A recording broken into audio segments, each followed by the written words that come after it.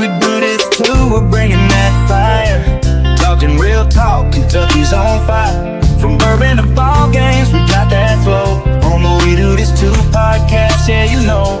From country roads to the city lights, they bring the heat, man, every night. We do this too, let's make it clear. If you ain't listening, you ain't here. Welcome back, y'all. It's another edition of the We Do This Too Outdoors podcast. And as always, we are presented to you in partnership with brands that we feel represent the very best of the outdoor industry.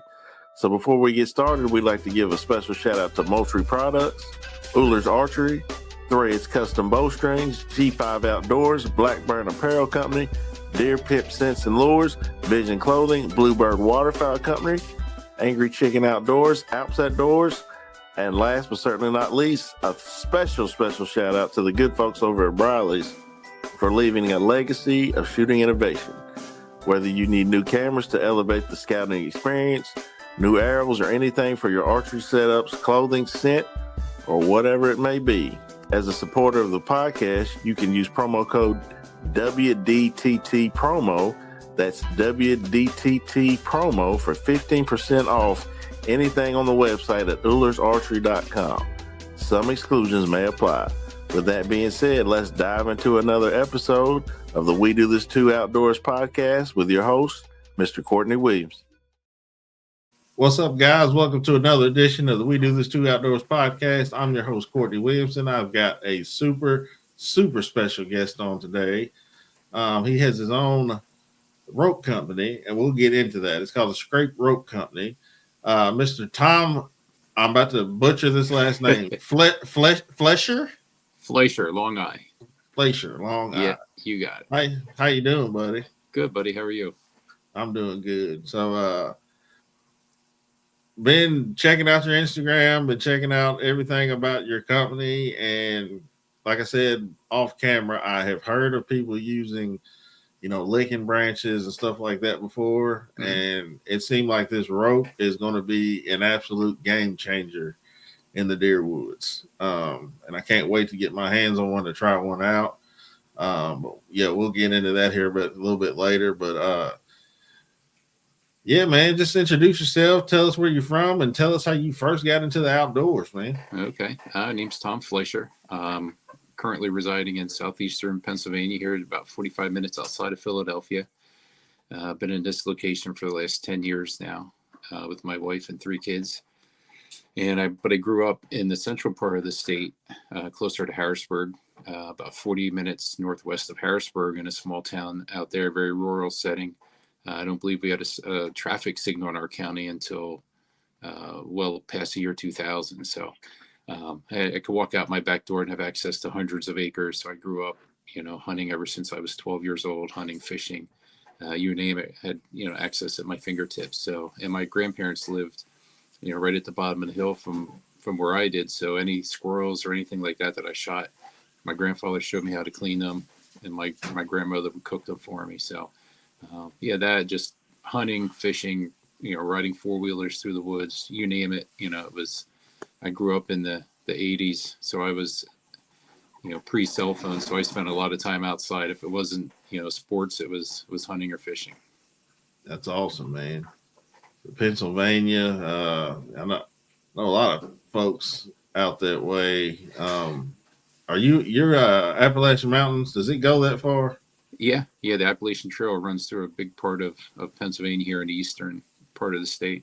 That's what I thought. Yeah, I met some fellas probably 5 or 6 years ago, maybe longer than that. I was actually in Virginia, visiting some family members.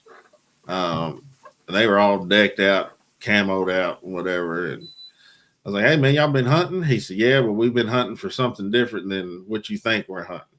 Huh. I said, "Can you explain a little bit?" He said, "Yeah, I kind of can." He said, "Just don't mention it to anybody." He said, "We're out here hunting ginseng."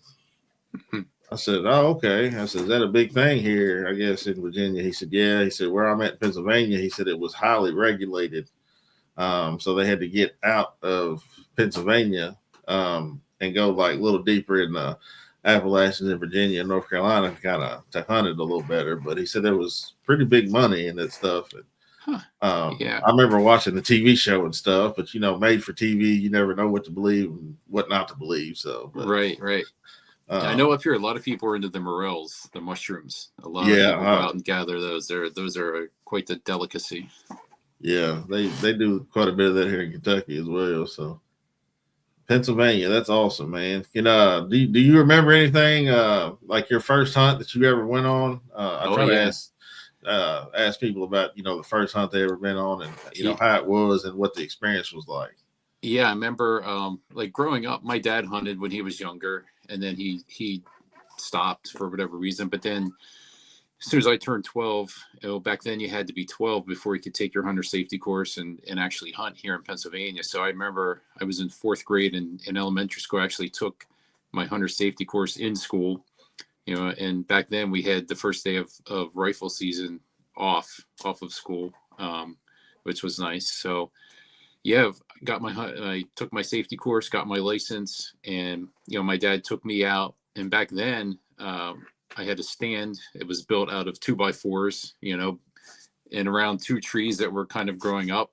Had the old homemade deer stand, and it was right along the edge of Texas Eastern Pipeline. Had ran big segment of pipe all the way from Texas all the way up through our state and beyond. So that part of that pipeline ran right behind our house. So I had a tree stand, this homemade tree stand built up just off of the pipeline overlooking, so a wooded area. And I would go up in that, and my dad would kind of go up, he'd walk up the hill and kind of make a big loop, see if he could push something to me. And I remember it was one of my first deer seasons. I shot a nice big doe, and, ever from that moment on, I was hooked. And, he would go out with me occasionally, and then I just, I started going on my own. I would get home from school and go out after school and, hunt squirrels and rabbits and whatever I could, whatever was in season, I would do it. And if I wasn't hunting, like I said, I was out riding 4-wheelers, exploring, just, spend the time outside. But yeah, that first hunt was one thing I'll never forget. And the second thing is friends of ours had a deer camp. They lived closer to Harrisburg, but they had a deer camp at the other end of our county. And I would go up. Back then, it was the day after Thanksgiving. I would head up there, and myself and my dad would go up and spend the week, the Friday, Saturday, Sunday. And, I would come back home and hunt at home on Monday. But just being able to experience that deer camp, was something I'll never forget. That's awesome. That's awesome, man. I like to hear that. So you seem like that you grew up in a real small town, just like I did, because I here in South Central Kentucky, I grew up in a small town called Magnolia, and it's literally like a 1-horse town. We got a dollar store now, Yeah, little gas station, caution light, and before you blink your eyes, like you're out of it. But right, yeah, very small town, same thing. Like I said, we didn't even have a traffic light for many years. Yeah, and a lot of my school teachers were the same ones my parents had whenever they were in school. Yes, that's. I was just telling my wife that, man, because like some of the teachers that I had growing up, my son actually is having them now, so it's kind of starting the journey all over again, which is pretty cool. It's like I tell people, man, it's nothing like growing up in a small town. I mean, yes, everybody knows your business and everything, but like they seem like there's more of a like a close knitness to it where everybody takes care of everybody, everybody looks out for everybody, Yep, absolutely. Yeah, man. So I'm guessing deer hunting is your main thing, simply looking from a perspective of your company. Is that what? So yeah, that's me. That's how I grew up. I grew up, deer hunting, except from the time I was 12. Even when I went away to college I went to college up in East Stroudsburg, which is, in the northeastern part of our state. And I got hooked up with some guys up there that hunted too. So we would go hunt the Delaware Water Gap area up there, which was all public lands, during, whatever time we had during school. And, we killed a bunch of deer up there too. And, that was a ton of fun. So I was able to continue through college and never really, I had a bow whenever I was in high school and shot a little bit, but never was really serious with it or never really did any hunting with it. Just pretty much rifle hunting from, then up until, recently.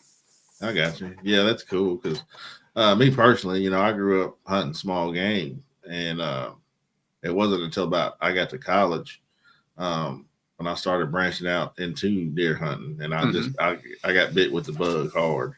I say deer hunting for me would probably be my number one, and like 1A, 1B would be duck hunting. It's right under that. Like, hit with that bug pretty hard about 3 years ago. But so that's a good segue to start talking about your company a little bit. So can you explain what the Scrape Rope Company is, and how did you come about with the idea for it? All right. Yeah, really, it just kind of started with a little project I was going to do for myself. Over the past few years, I had ran some mock scrapes, and I've used some ropes. There was a guy actually from my hometown that does ropes, and he uses a much smaller diameter rope, which is fine, and he soaks his ropes in deer urine and stuff like that. Very good product. I had used some of those last year and had some good results with those, and decided this year I was going to go kind of all in, and because where I'm at, it's more of a suburban setting. So I'm like I said, I'm 45 minutes outside of Philadelphia. There's a lot of subdevelopments and subdivisions and things like that, and small pockets of woods. And I have about 12 different properties that I have permission on. So I figured, this year I'm going to go all in on the rope scrapes. So doing my research, I came across a video that Don Higgins had made a couple years ago on his YouTube channel, where he goes over his rope scrapes, the rope he uses, how long of a rope he uses, how he sets them up, when he sets them up.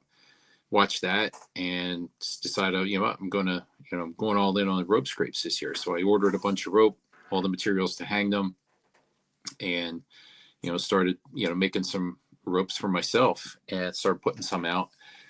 And as I was doing that, I started to consider, all right, what deer scent do I want to use with them? And last year, towards the end of the season, a company over in northern New Jersey who makes synthetic scents, Signal 11, who's on my hat here, they had reached out and sent me 2 bottles of their scent. And I never got an opportunity to use it last year, but I still had it in the refrigerator, which kind of led me to going on his website just to see, some of his other products. And when I was on there, I noticed he had a pre-orbital scent. He had some scrape nuggets that you can put in on the ground, along with a multitude of other scents. So I started looking at all that, and I thought, all this stuff would really go nicely with a rope, like a rope mock scrape. So I reached out to him and asked him if he'd be interested in adding like a rope to his product lineup. And to my surprise, he was all about it. He was on board with it. He said, he uses ropes personally, but for him, it was just a time factor. Like, he didn't have the time to get the ropes ready, package them, market them, all that kind of stuff. So that's when I said to him, like, what if I were to make the ropes for you? So I explained to him, kind of what I was doing and my methodology behind it and all that kind of stuff. And he said, yeah, just, make me 90 of them. So, just started with that and got to work. And, even from that first order of ropes, I've, kind of, the rope itself, my rope anyway, has evolved into, what it is currently. And it's, it's only gotten better, I believe, as I've, made more and changed things and thought of different things and got feedback from folks. So yeah, it just simply started with me reaching out to him, because he also does, along with deer scents, he does minerals, he does some fishing stuff, he does turkey calls. So he's kind of busy all year round. So I thought, well, if he's in this position, there's got to be other smaller mom and pop deer scent, deer lure companies that are in that same position. And like we said, before we started, in doing my research, a lot of the big names in the deer scent business already have a rope option available, whether it's Tinks, Code Blue, Hodag, even some of the other, lesser mainstream deer scent companies have a rope offering. That it may be just a rope, or it may be a combo with a rope and some of their scent. So I kind of took a deep dive at that point, trying to find, seeking out any and all, smaller deer scent companies that, had deer scent and things that would go well with a mock scrape, and didn't have a rope. And if they didn't, I messaged them, emailed them, sent them pictures of what I had, kind of in the works at the time. And to my surprise, it was, it just kind of took off. And a gentleman down in Louisiana, Tim Thibodeau with Buck Wild, TT's Buck Wild, he reached out to me right away, and we got to work. He had a lot of questions, and like I said, down south, at least in that area, the rope is a really new concept. Down there, a lot of folks have never heard of it and never seen it before. But Tim was very interested in it and wanted to learn more, and he reached out to people he trusted, and he got their feedback and came back to me with a lot of questions, and I did my best to answer them the best I could. And we kind of just stayed in touch. Once or twice a week we would bounce things off of one another, and eventually I got my rope ready and sent him a sample, and he liked it, and he's ordered quite a few. So it's it's going to turn into a nice relationship between him and I. Awesome. So for the folks who are not very familiar with licking branches or like ropes or anything like that, like, can you explain to them like what it is and why they're so important to whitetails? Yeah, I mean, basically, it's the rope mimics the licking branch. Deer will naturally kind of bite, chew, rub their face on that branch, and that's really how deer communicate. Some folks think the deer communicate through the urine. They smell the urine, and that's how bucks can tell which does are in heat sometimes. But really, the way deer communicate are through scrapes, and they do that through glands for the most part. Whether it's the interdigital gland in their hoof when they make the scrape itself, or whether it's the preorbital gland or forehead gland, from whenever they hit that licking branch. That's really how they kind of leave their calling card on the rope, vine, branch, whatever the case may be. So it's really just all about kind of creating that center for deer to communicate with one another. That's awesome. That's cool. So basically you take the rope and you spray some type of scent on there, correct? Yeah, you can. You can use a preorbital scent on it. Some companies make a preorbital scent. Some guys are even going to spray. You can put, nothing says you can't spray urine on the rope itself, and kind of use it as like a wick, like a big giant wick. But the key to the rope is you want to hang it so it's about 3.5 foot off the ground, or maybe so it's like waist high, when it's hanging. So that way bucks and does and even smaller fawns can reach it and use it. So the more deer that can get their scent on that rope, the better. Gotcha. Okay. So I ask everybody this that has a business in the outdoor industry. Kind of a loaded question sometimes, but just answer it to the best of your ability. What problem were you trying to solve when you created this product? What I saw, like I said, when I first spoke with Steve over in New Jersey, I kind of saw he had a need for my service. Like he wanted a rope. He used ropes himself. He was a believer in them. He just didn't have the time. So when it came down, after I made those 90 ropes, I wasn't quite sure how we were going to work the financial end of it. And right. If he was going to give me a percentage of each kit that he sold, or maybe he was going to be the only company that I made ropes for. And really at that point, that's kind of what I was thinking. All right, hey, this is good. I can work with Steve. He does a great business. He has a huge following on Instagram, and he's in about 20 stores locally. Like, that would be great. But I said, I already made him 90. It's going to be a little while until I have to, make some more. And then once I got him the ropes, he said, well, what if I just buy the ropes from you? So that kind of got my wheels turning. And I thought, all right, if he's just buying the ropes from me, then, basically I can market myself as like a private label or a white label manufacturer of scrape ropes. I make the rope custom, whatever length you want, whatever diameter rope you want, whatever special features you want on the rope. Like, I can make it specific to what they want to fit their, product lineup, and they basically take it and run with it. They can call it whatever kind of rope they want. They can label it, they can market it, they can price it, whatever they feel they have to. So, like I said, a couple days after he opted to just buy ropes for me, that kind of got my wheels turning. And that's when I started reaching out to other folks. And the more people I talked to, it was like kind of like a recurring theme. I would love to have a rope, but I just don't have the time to do it. So I kind of saw a very small window of opportunity where, hey, I can take that load off of their, plate and make the ropes for them, send them the ropes. And after that, they can do whatever they want with them, they don't have to worry about sourcing the rope, cutting the rope, packaging the rope. I do all that for them. Like I said, I custom make them to whatever length they want. There's a company up in the Adirondacks I'm working with, Big Woods Scentco, and they wanted, they have an Adirondack theme. So it's a lot of, red flannel, kind of mountainous, that's kind of the theme of their products. And they wanted a longer rope, and they wanted red heat shrink instead of black that I normally use. So I was able to kind of custom make their ropes from them. And they started with a 12 rope order, and I just actually mailed out another 50 to them a couple days ago. Okay.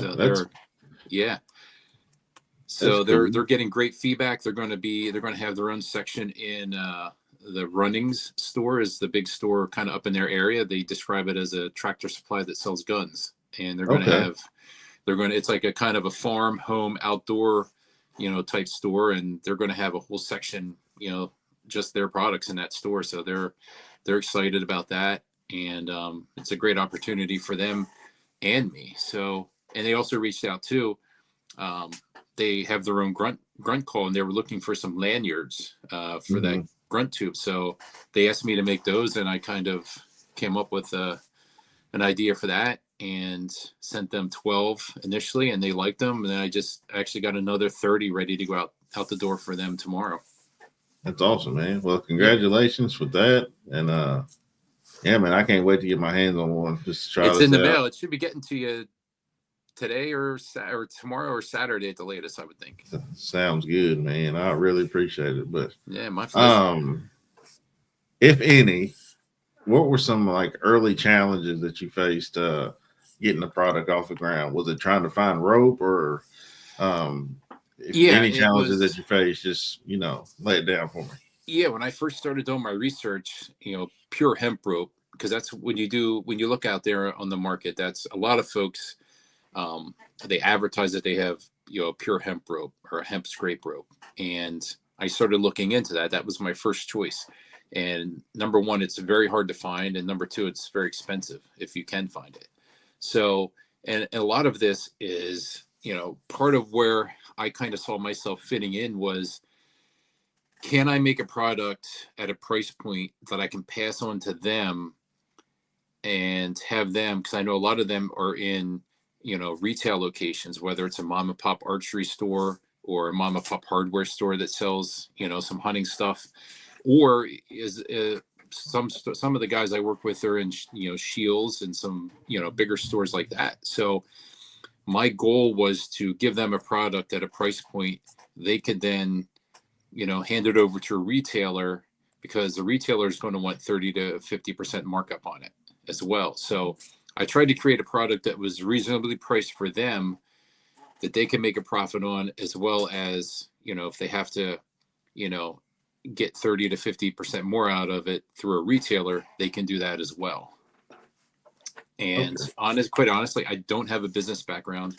I've been a cop for 18 years. So that's the job that pays the bills. But I started going down the AI road. So, Chat GPT and things like that is where I kind of learned some of the the basics of business, I guess you could say, learning about profit margins and, what should I price my ropes at if I'm selling 100 versus 50, things like that, bulk pricing, versus retail pricing. So yeah, that the AI stuff is great. It takes what would take, an hour, 2 hours, or a week, and does it in seconds. And I use that from finding, from doing searches for deer scent companies or whatever the case was. Like I said, I went on like a mad search for all these companies and just started emailing, messaging them. And, to this day, I'd say I'm close to 15 companies that I work with or provided ropes to. And that goes from anywhere from Louisiana, Georgia, up to the Adirondacks, New Jersey, as far west as Michigan and Wisconsin. That's awesome. Well, first off, being a first responder, thank you for your service. I appreciate that. I know you put your life on the line every day. I've got a huge respect for you guys, first responders, military, EMTs. My heart goes out to y'all because without y'all, I don't know, this world would be crazy right now. So salute to you for that. Thank you, sir. Second of all, AI, man, when I first started hearing about it, it kind of started scaring me just because of the capabilities of it. Yes. But the more that, you get into it, like you said, it gives you backgrounds on stuff real fast without you have to go on like a deep dive. You can just type in whatever you're looking for. You can learn some stuff pretty fast. Yeah, you can. It really cut down on the business side of things. That learning curve for me really cut that down like tremendously, because it will, it help. You can generate a logo. You can generate, bulk pricing sheets. You can generate, like a sales pitch or a marketing pitch. And like I said, it's like Google with logic, and and I'll ask it stuff like, hey, if I do X, is that a good business decision? And yes or no. It gives you some pros, cons, definitely things to consider and think about, Right. Yeah. I know me and my buddy Trey, the dreaded archer, him and a buddy of mine, Jay, during February, it was Black History Month, and we love bows. We're big archers. We had Chat GPT type up like these stories about these fictional characters, and like gave them names and stuff. Dude, it was me. We had for about a 2-week span there, man. We were just like texting back and forth, just laughing. About these stories that they, AI would come up with, and they were like, believable stories with pictures, and I was like, man, this is crazy, It is. It's kind of scary, but interesting at the same time. For sure, man. It's amazing. It's the age we live in now. Yeah, so I might as well take advantage of it. For sure. So going back to this, going back to the rope.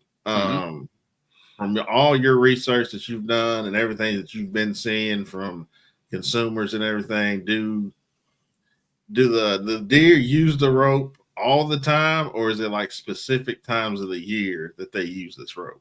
Though they will. Well, deer will use scrapes all year round.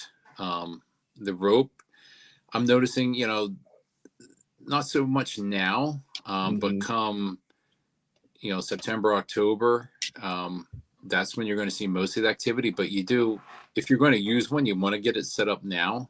That way it's out there, it gets a chance to weather, and the deer get a chance to get familiar with it. And then go back September, October before the season starts, and then you can apply whatever urine you want to the ground or whatever scent you want to the rope and kind of, get it going. But yeah, you want to get your scrapes set up now, get them established now. That way that, come fall, the deer will start hitting them. And it comes down to, you want to put them in spots where deer are going to be, close right off of a, major deer trail, or where, multiple trails come together, on the edge of bedding, or between, bedding and food, travel corridors, things like that. And you can put them there, and you can also put them up, in a spot close to your stand that, it may give you an opportunity. If a deer's coming in, they may stop at that scrape and give you a shot opportunity. So they can be used, in that regard as well. Gotcha. And I'm guessing like when you put it up, best thing to do would be probably put a trail camera on them just to see, what the deer are doing and how they're coming through and how they're using it. Correct? Yeah, absolutely. Yeah, I've been a big fan of Moultrie. I work with Moultrie as well, and I absolutely love their cameras. They're easy to use, they're reliable, and you just can't beat them. I'll tell people, man, it's the easiest camera setup in the game. Period. It really is. I mean, and I tell people, man, like I was using some other trail cameras back in the day. I'm not going to say no names or anything, but I was having trouble with getting service. And because a couple of farms that I hunt, they're kind of off the grid a little bit with no cell phone signal down there. But when I put these Moultries out in those places, man, I'm getting more pictures now than I've ever gotten in the past 2-3 years down there. And the battery life is fantastic. I usually pair it with one of their solar panels, and those power packs that they just came out with. Oh yeah. And those power packs have been lasting me 5-6 months. Oh yeah, the rechargeable lithium packs. I have several of those, and they're phenomenal. You get such great battery, and like you said, if you combine it with a solar panel, it's even better. That thing will move off of 100% for quite some time. Oh yeah, absolutely. So, in your opinion, when somebody first buys a rope from you, they go to set it up in the woods. Have you seen any like common mistakes that people are making setting them up? Are they setting them too high? Are they setting them too low? What are you seeing?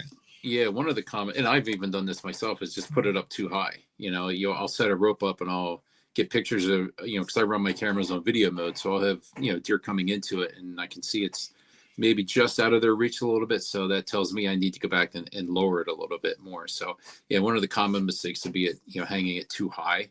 Obviously, an older, mature buck will still be able to hit that. But like I said, I like to have it about waist high, so that way all deer can hit it and use it. And so what I do with my ropes is I fray out the bottom 5 inches to kind of make a tassel. Okay. And that's the area where you can apply, whatever scent that you want to apply to the ropes. But yeah, I'm kind of, like I said, I'm constantly evolving, and working on new things, and messing around with different ideas for the end of the rope to make it more stiffer, to give it more volume, more surface area, things like that. So yeah, just I don't want to, the people like the rope the way it is, but I want to constantly evolve and have some different offerings to come out here in the future. For sure. So how's your brand grown since you first launched it? Is it is bigger than you ever thought, or is it still kind of in the beginning stages, or is it just like one of them things like you're trying to keep up with the orders now? Yeah, I've been trying to just keep up with the orders. Yeah, like I said, it was the response I got back from a lot of folks was overwhelmingly positive. Some folk and I sent out a lot of ropes to people on the house just to get my brand out there and get it in front of them to get their feedback. And I've had multiple companies order 100 ropes. This one company down in Georgia, Phillips Outdoors, he started with 25, and I just sent another 50 out to him a couple days ago. So guys are using them down there. He's just outside of Atlanta. He's got some guys down there like me that do some suburban hunting, and they hung some of the ropes up along with his scent, and been getting some really good photos and a lot of deer using the scrapes with it. So yeah, I'm trying to still grow the business. So the deer scent companies were my first kind of point of contact. Like those are the people I reached out to first, and like I said, I'm up to about 15 different companies that I'm working with at the moment. Kind of like my second phase is reaching out to like habitat managers now, guys that do food plots, habitat assessments. They'll put blinds in for people or suggest stand locations.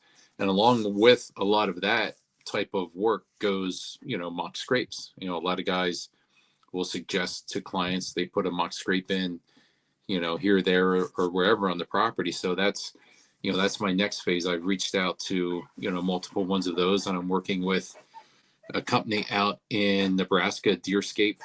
LLC. They're just getting started. He's a veteran as well. Him and his wife, got their habitat management company up and running. So got him some ropes. He's and he's a big fan of mock scrapes as well. So it goes hand in hand with the work he's doing. So that was kind of like my second, prong of, my business is now reaching out to the habitat folks. And I have, some guys here locally in PA that I'm working with. Another guy out in Kansas that I'm going to be working with as well that does some habitat assessment and things like that. So, I'm trying to, kind of reach out, expand the reach, and, I don't really want to leave any stone unturned as far as, so, and then like my last prong is, I got my Shopify store, up and running now. So if anybody's just looking for an individual rope, I got that set up through the Shopify store. So I can handle individual orders. I can handle, larger orders for scent companies, and then, habitat managers. So it's been busy. Like I said, I do this on my spare time. I do it a little bit before I go into work, and then, an hour or two in the evening. And then whenever my wife has, time, she'll help me as well. But as busy as I am now, I'm a little concerned to see how busy I'm going to be in September and October. That's what I was about to say. Yeah, I have a feeling my hunting, I may not be spending as much time in the woods this year, but we'll see. I tried to encourage all of my scent companies to, like, if you're going to order ropes, like, do it now, do it over the summer. That way you have them and you're not kind of scrambling, come September, October, when you're getting slammed and people wanting them.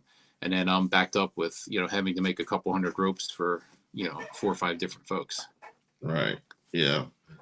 So the biggest problem that I see with smaller companies like yourself is they fail to evolve with the times. Mm-hmm. And so I'm glad to hear you say that you're working with people and you're working with this, trying to expand your company, because, if the consumer says they want X and you give them something else, they're going to go elsewhere to try to find that X that they were looking for. Right. And here's a very good point of that. I noticed I get the bow hunting magazine comes, once every month or whatever. And towards the back, they have some of the new products that were coming out this year. And one of the things that caught my eye was a rope that Tinks is coming out with. They're coming out with a rope that has been exposed to deer already. So, and I, right now I'm working with at least 4 companies that have their own deer. They have their own deer farm. So, I reached out to them. As soon as I saw that, I was on the phone with them immediately saying, hey, here's what Tinks is coming out with. You also have that opportunity to offer that to the folks that you're selling your deer lure to, because through all this, I found the mom and pop deer scent companies, a lot of them have been around for a long time. They're in a lot of local stores, and the people who use them trust them. They know the brand, and, they would much rather go into their local archery shop or hardware store or hunting store and buy something that's made right down the road versus something that's made elsewhere.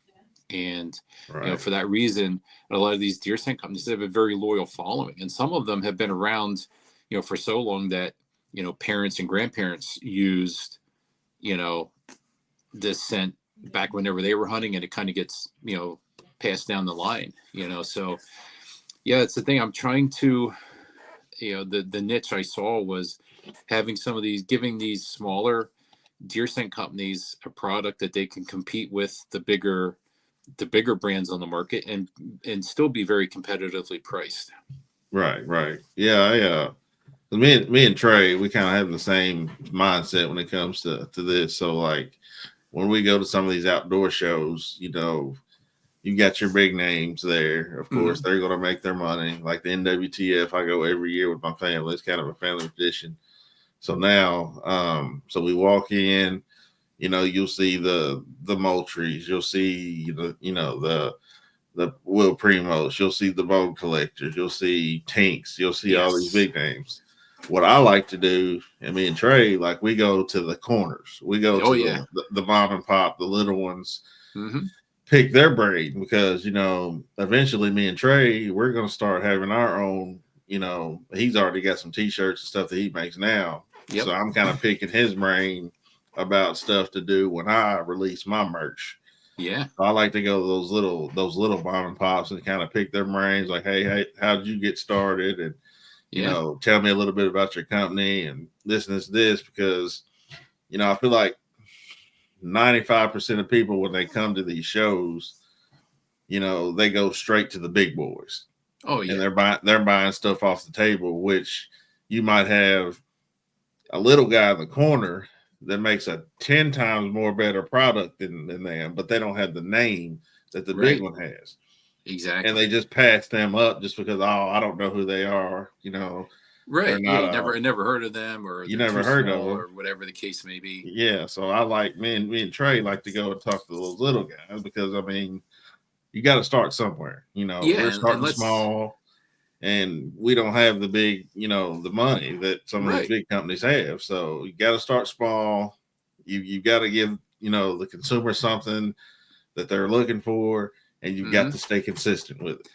Yes. Yeah, that's the thing. And like I said, part of what got me started in this was really wasn't I didn't have to go to the bank and take out a loan to get this up and running. I used my own money. It was very, very low risk. I assumed like, hey, if worst case I end up with a bunch of ropes for myself, and I'll give them out to people or whatever the case may be. So I really didn't. It wasn't a huge ask for me to get involved financially. So that's part of the reason I took the step. And then I figured once this kind of started, the more positive feedback and the more orders I got, started receiving, I was like, if I'm going to do this, I might as well do this the right way. So I established myself as a sole proprietor with the state of Pennsylvania here. I set up my tax account so I can collect sales tax and remit the sales tax. And then, it's like, if I'm going to do this, I might as well take advantage of all that's out there as far as tax resources and tax breaks, because let's face it, trail camera footage is part of marketing for my business. Getting that footage, using it to show off the ropes. So I'm buying cameras anyway. I'm paying for the data plans. Now it's just more of a benefit to me because of the business. So, that was kind of a light bulb that went off. The more I got into this, it's like, well, and I'm running the business out of my house, right? So now I can deduct a portion of the square footage of my home because I'm running the business out of my house. And my subscription for my Chat GPT, that is now a tax write-off because I use that to, business plan and things like that. Right. So, you might as well take advantage of the things that are in place. And and going back to your point about like trying to seek out the smaller guys at the shows, like those folks, they're doing it because they're passionate about it. That's why they got started. And like doesn't matter if I'm making 10 ropes or 100 ropes, I still enjoy the process. It's not a job for me. It's like, it's more fun. It's more recreational. I just enjoy it. I like making stuff with my hands, and when I can put all this stuff together and give people a product that they're happy with and excited about, then, that's good enough for me. Yeah, I agree. Because when I started this podcast, I was like, I'm really passionate about the outdoors. There's 1,000 outdoor podcasts out there. And I tell people the outdoor industry, as big as it is, it's really hard to get a foot in the door. It really is with anything. So like when I go to town here, and go to the store to, get groceries or whatever, that one or two people that come up to me and say, man, I've been listening to your podcast. I love your content. That just makes it all worthwhile. Those one or two people that just come up to you and giving you praise about, how your podcast is going, like that just makes you feel just awesome. So that gives you the fuel to keep on going. Right, it does. And I tell people like I'm not doing this to make $1 million. Like, yes, that would be fantastic. Right. That's not the goal. Like I tell people, my grandfather grew up during the Great Depression, and listening to him grow up, or me growing up listening to him tell the stories of, him growing up in those times and stuff was kind of what made me want to do a podcast to see, how people got into the outdoors and their stories. Mm-hmm. Because I've always been a big person I love stories. I used to love reading a lot. I'm a big history guy. Mm-hmm. I just love to hear stories about people's backgrounds and how they grew up and the struggles they went through and the successes that they came through and everything like that. So that was one of the major things for me getting into the podcast world. I love listening to people's stories, and everybody has nobody's story is alike. Everybody has a different story about how they came up. Yeah. And it's just awesome to hear, So I love it. No, I know. I think I reached out to you. I listened to one of your podcasts, and I reached out and was like, man, I really enjoy your content. And then, same with Trey. I had an awesome time. Him and I had a great conversation. We probably could have talked for hours. The other night, but yeah, and I was telling him, the email he sent me to get ready for the was fantastic. He had a nice outline, I'm going to talk about this. And I'm like, man, that was one of the most professional emails I've ever received from anybody. Yeah, I told Trey, I said, I got to get a little bit better with the email that I send out to people. Like the initial email I send is usually the one where I'm pretty professional. And then the one where I'm just sending the link to my studio, I just kind of give them the way I do it, the way I do it, I like I'll talk to Trey about this, and he kind of agrees with me. Like a lot of people, before they get on the podcast, they're like, hey, can you give me some questions? I'm like, I can, but I don't want it to seem like the podcast is scripted. Like, right. I want it to just flow. I said, I can give you some topics that we'll discuss and you can kind of go from there. But I don't really send out questions because I like it to flow, Yeah. I don't want it to seem like I'm just going down like a list. I'm like, like a checklist. This, like a checklist, right. Next thing you know, in 15 minutes, you've talked about everything. And now we're going to talk about for the next. Yeah. It's like 20 minutes later. It's like, oh boy, so. But that's awesome, man. I'm proud of you, man. Is there anything that I can ever do for you, man? Just let me know, and I'll definitely do it. You got my number, and you got my Instagram stuff now. But what I'll do is I'll set up a code. I'll set up a Shopify code for you to give out to your listeners as well. I'll send you a message with that code. It'll give you 10% off of your entire order. So. Sounds good, man. Yep, and you can link to the store through my Instagram or Facebook page for the company. Okay, awesome. Yeah, I'm on both of those, man. So I'll definitely get that rocking and rolling. But yeah, a couple more questions for you, man. I'll let you get off here. But so being that you started your own company, you said you didn't have to go to the bank or anything. Like you do this on your spare time. You're a cop in the daytime. Like, what's been the most rewarding part of your journey so far?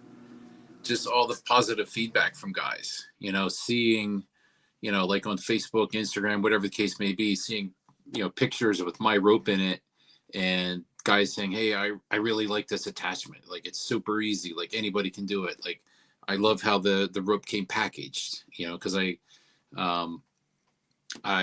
ozone treat my ropes before to take any scent off of them. So that way, when people get them, they're a blank slate, scent free, they're vacuum sealed. I throw one of the gel packs, the silica gel packs in the packaging, in the vacuum seal or Ziploc bag, whatever they choose. Because that way it keeps any moisture from building up in there, which would lead to any bacteria growth on the rope. So I try to get people a top, custom made, piece of equipment that, they can take into the field with confidence and know that it's, they're going to hang it up and hopefully have some success with it. Awesome. Sounds good. Yeah. Yeah, I'm gonna have to pick your brain about some of that stuff because I've got some stuff coming down the pipeline that I'll talk to you off air about. But I definitely want to pick your brain about some of that stuff for sure, about packaging and different things like that. So, but, like I said, I have a couple of scent companies that soak their ropes, so I'll send those in Ziploc bags. Okay. If they're not, then I vacuum seal them, and that way they may get the rope tomorrow in the mail, but they don't have. They may not be going out to their hunting property for another 2 or 3 weeks, to get the rope set up. This way, that's good. It's vacuum sealed until they're ready to crack it open. Don't have to worry about it picking up any kind of, outside odor or scent that's going to taint it before they get a chance to hang it. For sure. What advice would you give an individual wanting to start a business, specifically an outdoor business? What advice would you give them? Just don't give up. Don't be afraid. Don't be scared. Like I said, I don't have a business background, but I love the outdoors. I'm ate up with deer hunting, 24/7, 365. That's what I'm thinking about. And if I'm not thinking about it, I'm shooting my bow usually, which, I've been so busy with ropes. I'm way behind shooting my bow this year, but, I got to find some time to squeeze that in, but I'm not upset because I'm, still doing something I love, and that I'm passionate about. And I've found a small niche in the outdoor industry that I can, get my foot in the door. And I think it will hopefully, lead to bigger and better things. And hopefully it will take me into retirement. And it's something I can continue, after I, leave law enforcement. That's awesome. How many more years you got? About 5.5. Okay. You're almost there. Almost there. Starting to see some light at the end of the tunnel. Heck yeah, man. That's awesome. So where can folks follow your scrape rope company and get their hands on one for the season? Yeah, absolutely. On Instagram, it's the Scrape Rope Co. And same thing on Facebook, the Scrape Rope Co. And the link for the Shopify is right there in my bio. Awesome. Well, Mr. Tom, man, I appreciate your time. Explaining everything, because like I said, this is kind of new to myself, and I'm a big deer hunter, but like I said, I've never used any type of scrape, licking branch, rope, anything like that. I've seen people do it, but I just never have done it. So I'm really looking forward to seeing some, the results. Yeah, I can't wait to see. I'm that. Sure you'll be sending me some videos and stuff here over the next couple of months with some deer on it, hopefully. For sure, man. But yeah, you guys, if anybody wants to get their hands on one, you can get on his Instagram page. You can follow him. Scrape Rope Company. He's on Instagram. I think he said he's on Facebook as well. This podcast will be out on Spotify, Apple, and my personal YouTube page. So be sure to give it a like, subscribe, give it a 5-star rating. It helps me out. It helps the podcast out. And if you have any questions about anything that we talked about in this podcast, you can contact me. You can contact Mr. Tom. Any, last words for the folks? No, I appreciate you reaching out, and thank you for having me on as a guest. You and Trey, you guys are doing great things in the outdoor industry here with your podcast, and I wish you guys nothing but success as well. Thank you, man. I really appreciate that. So here it is, Mr. Tom Fleisher. Hold on, Fleisher. You got it. I got it. Yeah, we go. All right, guys. Big game, small game, all game. We do this too. Appreciate you. Country boy. I get up before the rooster. Put on my camo. Load up my bow and my rifle and stock the ammo. I'm a bullet with the bullet, but I'm lethal with the arrow. Always down for the hunt. Dove, turkey, and big bucks. Hit the woods and get fitted up. Mossy oak all across my feet. Don't be surprised, we do this too. I be up before the sun with my 30-06. Hard body on, I ain't worried about the kick. Yeah.